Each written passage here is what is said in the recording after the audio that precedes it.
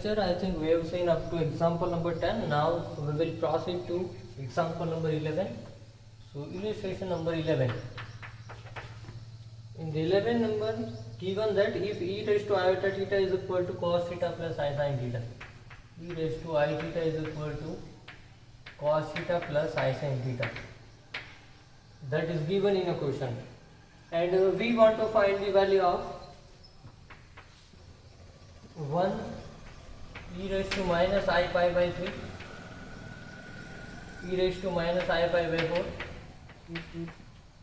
then e raised to I pi by 3, to I pi by 3, 1, and e raised to minus I 2 pi by 3,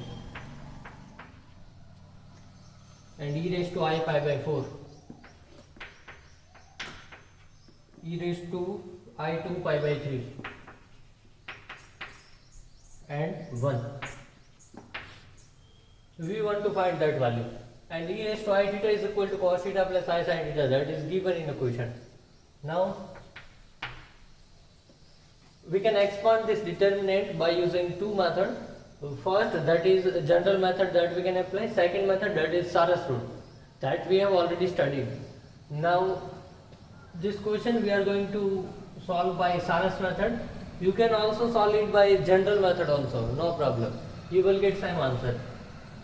But here I am going to solve this question by Sarus rule.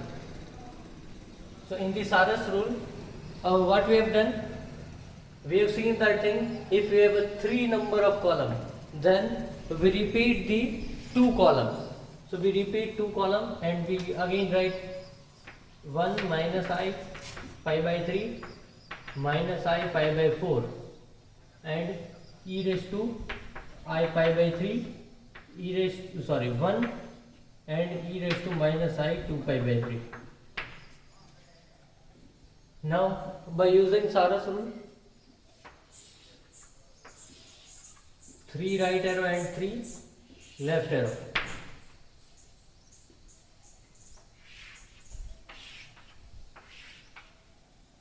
So right arrow that we write in a position with positive signs, and left arrow that we write with a negative sign.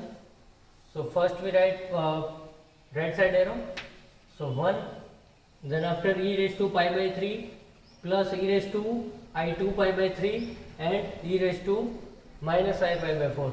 So multiplication of that 3 term, e raised to I pi by 3, e raised to I 2 pi by 3 and e raised to minus I pi by 4, that 3 term.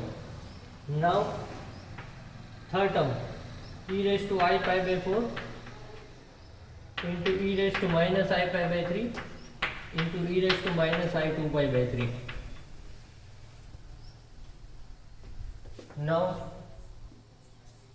that we write with minus sign, so 1 into e raised to minus I pi by 3 into e raised to I pi by 3 plus that we write with again negative sign, but here I take negative as a common, so that's why 1 into minus I 2 pi by 3 into 2 pi by 3, I 2 pi by 3, and next term, that is 1 into minus I pi by 4 into e raised to I pi by 4. Now we can say that 1 plus, that is pi by 3 plus 2 pi by 3 means 3 pi by 3, that is pi. So e raised to I pi minus pi by 4, so pi minus pi by 4, that is 3 pi by 4. So that's why we can write here e raised to I 3 pi by 4. So that is the calculation of first term. Now second, in the second term we have a pi by 3 minus 2 pi by 3. So minus pi by 3 minus 2 pi by 3 means minus pi. So pi by 4 minus pi means minus 3 pi by 4. So that's why we can write here e raised to I minus 3 pi by 4. And now here e raised to I pi by 3 into e raised to I, sorry, e raised to I minus pi by 3, e raised to I pi by 3. So that's why minus I pi by 3 plus I pi by 3, so cancel out. So e raised to 0, that is 1. So that's why we can write here minus 1 plus here also e raised to 0 1 and here also e raised to 0 1, so that's why 1 plus 1 plus 1. Now here we can write that thing 1 and that is 3, so 1 minus 3 that is minus 2 plus e raised to I 3 pi by 4. Now we use that formula that is given in the question. E raised to I theta is equal to cos theta plus I sin theta. So now instead of theta we have a 3 pi by 4. So we put theta is equal to 3 pi by 4. So cos 3 pi by 4 plus I sin 3 pi by 4. આ formula આપણે use કર્યું થીટાની જગ્યાએ કેટલા put કર્યા 3 pi by 4. નાઉ આના માટે જોઈએ તો થીટાની જગ્યાએ શું પુટ કરવું પડે આને સરખાવીએ તો -3 pi by 4. તો અહીંયા થીટાની જગ્યાએ -3 pi by 4 પુટ કરો. તો cos ખબર છે આપણને, cos કેવું ફંક્શન છે, cos ઇવન ફંક્શન છે. તો cos માં તમે -3 pi by 4 પુટ કરો, cos -3 pi by 4 A cos 3 pi by 4 જ થાય. cos ના કેસમાં ઇવન ફંક્શન છે એટલા માટે. પછી અહીંયા -3 pi by 4 પુટ કરશો એટલે કેટલા થશે I sin 3 pi by 4. કારણ કે માઇનસ કોમન આવી ગયું, તો કારણ કે સાઇન જે છે ઓડ ફંક્શન છે તો એમાંથી -12 આવી જશે. સો that's why -I sin 3 pi by 4. નાઉ આ ઉડી જશે તો બચશે શું -2 plus 2 times cos 3 pi by 4. So that's why -2 plus 2 into cos 3 pi by 4. તો cos 3 pi by 4 મતલબ કેટલા થશે cos pi minus pi by 4. cos pi minus pi by 4 આને શું લખાય pi minus pi by 4. now cos pi minus કયું quadrant થાય second quadrant. Second ક્વોડ્રન્ટમાં cos કેવો હોય નેગેટિવ હોય. સો ધેટ્સ વાય આપણે શું લખી શકીએ આને minus cos pi by 4. And x axis છે એટલે ફંક્શન ચેન્જ નહીં થાય. સો ધેટ્સ વાય અહીંયા શું લખાશે -2 plus 2 into minus cos pi by 4 એટલે -1/√2. તો અહીંયા શું થશે -2 અહીંયા √2 અહીંયા -12 આવી જશે ને એ કેટલા થઈ જશે √2 એટલે -2 -√2 આન્સર આવશે આનો. નાઉ નેક્સ્ટ ક્વેશ્ચન જોઈએ આપણે. નેક્સ્ટ જે છે એક્સરસાઇઝ છે. તો નેક્સ્ટ એક્સરસાઇઝ જે છે એમાં વેરી સિમ્પલ ક્વેશ્ચન છે બધા જ. તો એ તમારે પહેલા એક્સરસાઇઝ જાતે ટ્રાય કરવાની છે. કોઈ બી ક્વેશ્ચનમાં અગર ડાઉટ હોય, કોઈ ક્વેશ્ચનમાં આન્સર નથી આવતો, ધેન આફ્ટર તમે મને પૂછી શકો છો. ચલિए નેક્સ્ટ જોઈએ આપણે some standard operations on the determinant. Some standard operation on the determinant. તો સ્ટાન્ડર્ડ ઓપરેશનમાં ઓલરેડી તમે ભણી ગયેલા છો કે કોઈ પણ રો યા કોલમને કોઈ પણ કોન્સ્ટન્ટ વડે આપણે મલ્ટીપ્લાય કરીએ, લેટ્સ સે 2 3 4, અને કોઈ બીજી રો યા કોલમમાં એડ કરો તો એનાથી ડિટર્મિનન્ટની વેલ્યુ બદલાતી નથી. આવું બધું તમને ગુજરાત બોર્ડમાં ભણાવી દીધેલી છે પ્રોપર્ટી કે ડિટર્મિનન્ટમાં કોઈ પણ રોને ગમે તેટલા વડે ગુણો અને બીજી કોઈ રોમાં તમે એડ કરો એને તો ડિટર્મિનન્ટની વેલ્યુ બદલાતી નથી. યા ફિર કોલમમાં સેમ ટુ સેમ એ રીતે. બીજી એક પ્રોપર્ટી એવી બી ભણ્યા છે કે અગર બધી રોને કોલમમાં ચેન્જ કરી દેવામાં આવે, બધી રોને કરસ્પોન્ડિંગ કોલમમાં ચેન્જ કરી દો તો બી ડિટર્મિનન્ટની વેલ્યુ બદલાતી નથી. પછી નેક્સ્ટ પ્રોપર્ટી એવી તમે એક ભણેલા છો કે કોઈ પણ બે રોને યા બે કોલમને તમે અલ્ટર ચેન્જ કરો તો ડિટર્મિનન્ટની વેલ્યુ કેવી થઈ જશે માઇનસ ટાઈમ. કે પહેલા ધારો કે જવાબ 5 મળતો હતો, 5 મળતો હતો, હવે તમે બે રો યા બે કોલમને ગમે તેને તમે અલ્ટર ચેન્જ કરી દીધી તો એનો મતલબ જવાબ -5 મળશે. હવે મતલબ જે બી જવાબ હશે એનો -10 જવાબ મળશે તમને. વન મોર થિંગ, અગર આપણે ઓડ ટાઈમ્સ અગર આપણે ટ્રાન્સફર કરીએ છીએ રો યા કોલમને તો જવાબ નેગેટિવ આવશે. બટ ઇવન ટાઈમ્સ અગર તમે ટ્રાન્સફર કરો છો તો જવાબ હતો એનો એ જ રહેશે. કઈ રીતે કે અગર હું લેટ્સ સે કોઈ બે રોને મેં એક વાર ચેન્જ કરી તો 5 જવાબ મળતો હતો તો -5 જવાબ મળશે. હવે બટ ફરીથી પાછી મેં બે રોને અલ્ટર ચેન્જ કરી તો પાછો જવાબ જે હતો એનો એ થઈ જશે બીકોઝ પહેલા 5 હતો પછી એનો -5 મળ્યો. -5 ને ફરીથી માઇનસ લગાવો તો એનો એ જ જવાબ મળશે. એટલા માટે જ્યારે બી તમે બે વાર મતલબ ઇવન ટાઈમ્સ તમે ઓપરેશન કરશો 2 times 4 times 6 times even times તમે રોને ટ્રાન્સફોર્મ કરશો યા કોલમને ટ્રાન્સફોર્મ કરશો તો આન્સર એનો એ જ રહેશે. પણ ઓડ ટાઈમ્સ કરશો તમે 1 ટાઈમ 3 ટાઈમ 5 ટાઈમ તો આન્સરને માઇનસ લાગી જશે. જે આન્સર હશે એના કરતાં -10 ટાઈમ્સ આન્સર મળશે. And one more thing property તમે ભણેલા છો કે કોઈ પણ બે રો યા બે કોલમ સેમ હોય તો એ ડિટર્મિનન્ટની વેલ્યુ શું થાય 0 થાય. કોઈ પણ બે યા કોઈ પણ રો યા બે કોલમ સેમ હોય તો ડિટર્મિનન્ટની વેલ્યુ 0 થશે. વન મોર પ્રોપર્ટી જે છે આઈ થિંક તમે ભણ્યા જશો કે x + a y plus b z plus c, then after x1 y1 z1 x2 y2 and z2. તો આ ડિટરમિનન્ટ કઈ રીતે લખી શકાય? તો કે x y z x1 y1 z1 x2 y2 z2 plus a b c x1 y1 z1 x2 y2 z2.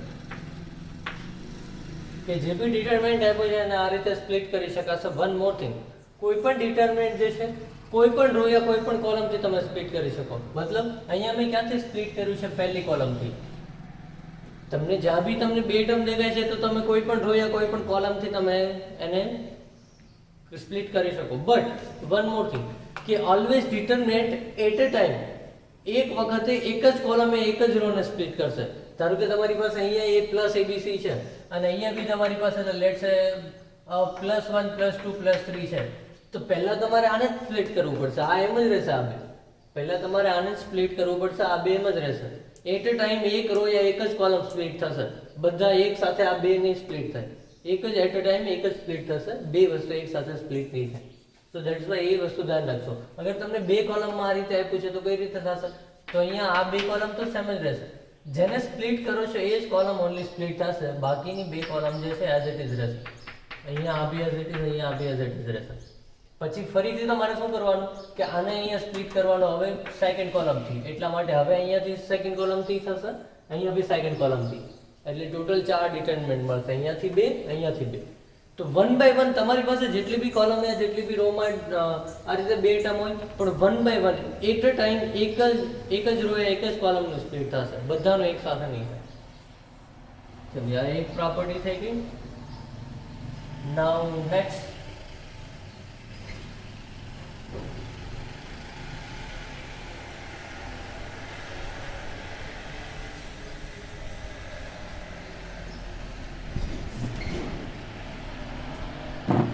હવે એક એ પ્રકારનું બી ટર્મ આવશે કે અગર કોઈ પણ સમેશન હશે યા કોઈ પણ વસ્તુ બીજી તમને આપેલી હશે, કોઈ લેટ્સ સે ડિટરમિનન્ટ એવો આપ્યો છે જે વેરિયેબલ છે, લેટ્સ સે r² r અને r³ આ રીતે આપ્યું છે. કોઈ અહીંયા આપ્યું છે પછી 1 2 3 4 5 6.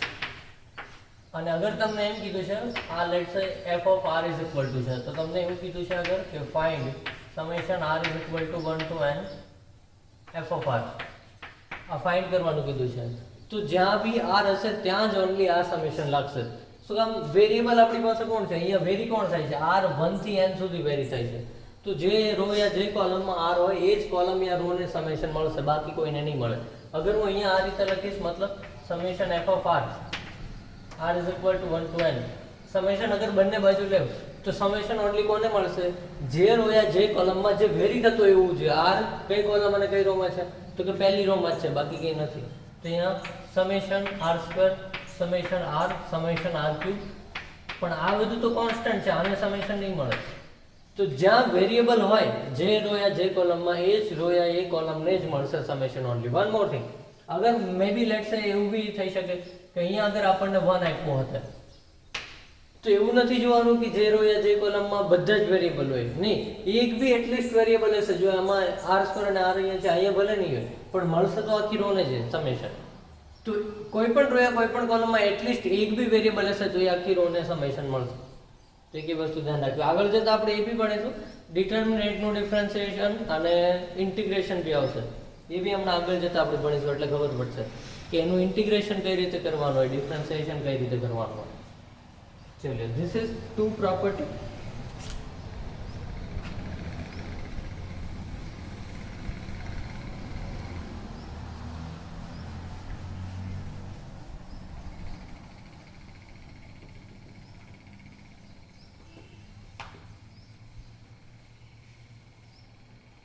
નાઉ સમ ડિટરમિનન્ટ જે છે એની વેલ્યુ આપણને ડાયરેક્ટ યાદ હોવી જોઈએ. હાલાકી ઓલરેડી તમે ગુજરાત બોર્ડમાં ભણી જ ગયેલા છો, બટ સમ ડિટરમિનન્ટ એવા છે જેની વેલ્યુ તમારે ડાયરેક્ટલી પુટ કરવાની છે જ્યારે બી તમને દેખાય. એટલે લેટ્સ સે ફર્સ્ટ ડિટરમિનન્ટ લઈએ આપણે 1 1 1 x y z x² y² and z². તો આની વેલ્યુ તમને ડાયરેક્ટ યાદ હોવી જોઈએ, x - y y - z and z - x. આ તમે ગુજરાત બોર્ડમાં ઓલરેડી ભણી ગયેલા છો. કઈ રીતે આને મેળવવાનું હોય કે આને આમાંથી પહેલા બાદ કરવાનું, એટલે અહીંયા શું થઈ જશે, અહીંયા 0 x minus y x square minus y square. પછી આને આમાંથી બાદ કરશો એટલે કેટલા થઈ જશે, 0 y minus z y square minus z square. એ રીતે પછી પહેલી કોલમમાંથી x minus y કોમન નીકળશે, બીજી કોલમમાંથી y minus z કોમન નીકળશે. ઓલરેડી તમે ગુજરાત બોર્ડમાં આ ટાઈપનો દાખલો આવી ગયેલો છે, તો એનો આન્સર આ આવે છે તમને. પણ આ આન્સર દર વખતે આપણે સોલ્યુશન લાવવાનું નથી બેસવાનું, ડાયરેક્ટલી યાદ હોવું જોઈએ. x minus y y minus z z minus x directly આવું દેખાય એટલે આ ટાઈપનું મૂકી દેવાનું ફોર્મ. નાઉ નેક્સ્ટ જોઈએ, next question 1 1 1 x y z x cube y cube and z cube. તો એનો આન્સર આવે છે x minus y y minus z z minus x into x plus y plus z. તો ઓનલી ફરક શું આવ્યો અહીંયા ફરક ઓનલી એવો આવ્યો છે કે આમાં x plus y plus z નહીં હતો, આમાં x plus y plus z આવી ગયું છે. અહીંયા બી સેમ ટુ સેમ પ્રોસેસ, આને આમાંથી બાદ કરવાની, આને આમાંથી બાદ કરવાનું બચે. તો સેમ ટુ સેમ પ્રોસેસ એમાં બી થશે. એ રીતે ડિટરમિનન્ટ સોલ્વ થશે એમાં બી. ચલો નેક્સ્ટ જોઈએ, નેક્સ્ટ છે 1 1 1 x square y square and z square. Then after x cube y cube and z cube. આના બરાબર થશે x minus y. Then after y minus z z minus x into xy plus yz plus zx. Now one more thing કે આમાં આ ડિટરમિનન્ટ જે છે આને બીજી રીતે બી લખી શકાય છે. કઈ રીતે લખી શકશું કે અગર લેટ્સ હું આને x y z વડે ડિવાઈડ કરું છું અને અંદર મલ્ટીપ્લાય કરું છું, તો પહેલી રો જે છે, પહેલી રો અહીંયાથી આને મેં શું કર્યું, x y z વડે મેં ડિવાઈડ કર્યું અને અંદર શું કરીશું, મલ્ટીપ્લાય કરીશ. તો અહીંયાથી મેં x y z વડે ડિવાઈડ અને મલ્ટીપ્લાય કરું છું, તો અહીંયા લેટ્સ હું x વડે મલ્ટીપ્લાય કરી દઉં છું, તો કેટલા થશે x, અહીંયા x ક્યુબ થશે, અહીંયા કેટલા થશે x પાવર 4. x વડે મેં મલ્ટીપ્લાય કરી દીધું. નાઉ અહીંયા કેટલા થશે y ક્યુબ અને y પાવર 4. અહીંયા z ક્યુબ અને z પાવર 4. આ રીતે થઈ જશે. નાઉ હવે અહીંયાથી આપણે ફોર્મ આ ટાઈપનું લાવવું છે, xy yz અને zx. xy yz અને zx ટાઈપનું ફોર્મ લાવવું છે, તો કઈ રીતે એ ફોર્મ લાવીશું? તો અહીંયાથી પહેલા તો 1/xyz x વડે આને મલ્ટીપ્લાય કર્યું, y વડે આને z વડે મલ્ટીપ્લાય કર્યું. હવે અહીંયાથી આને મેં કીધું તો એમ હમણાં x minus y આને આમાં બાદ કરી દો, બીજી કોલમને પહેલી કોલમમાં, આને આમાં બાદ કરી દો. અથવા તો એક બીજી મેથડથી બી થઈ શકશે, એક બીજી મેથડથી બી થઈ શકશે. એ મેથડથી આપણે કરીશું, એ નેક્સ્ટ લેક્ચરમાં કરીશું આપણે એ મેથડથી.